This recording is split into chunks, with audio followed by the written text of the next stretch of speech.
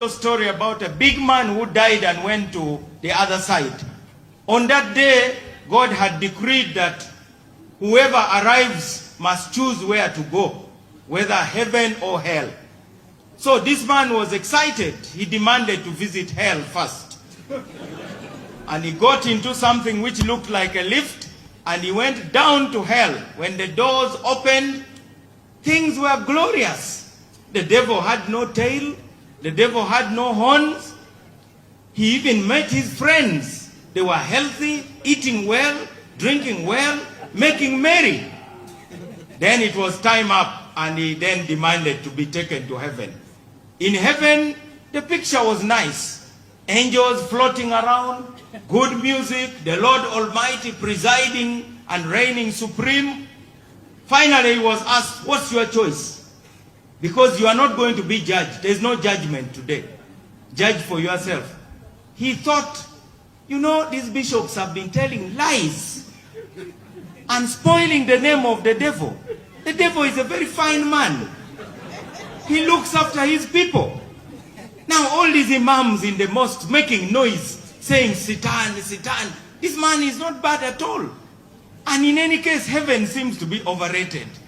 As a matter of fact, it's a bit boring. That was the debate in his head.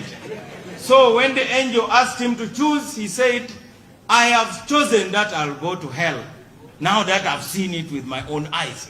And the angel said, get into the lift. He got into the lift, and it took him down, but when the doors opened, things had changed. The place looked like a desert. His friends were wearing dirty clothes. They were eating from the garbage pit. And the devil was now complete in his devilish regalia. The tail was out, the horns were out, and he was carrying a whip. So he tiptoed towards the devil and said, excuse me, sir, you remember me, don't you? I was here the other day. You surely remember me.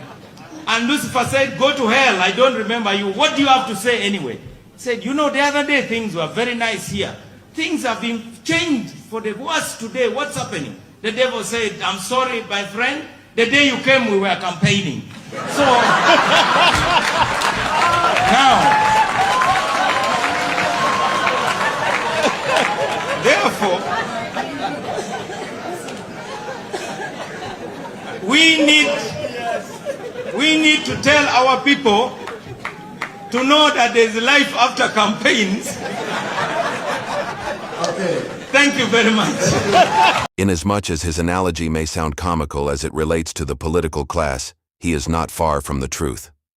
The fact that this man is not even from Nigeria, but from another African country, goes a long way in corroborating my stance on the quality of leaders we have in most black African countries. They campaign in fine sentences, easy and sweet to digest, full of promises, but they govern in complicated phrases and clauses that are largely difficult to understand. They come to the citizens during campaigns and make sweet promises, and the citizens, in their naivety, still choose to believe them, even when the cycle remains the same. I cannot imagine a politician who has ruled and been in power for over 30 years still struggling and fighting to remain in office. They do not want to hand over to the younger generation.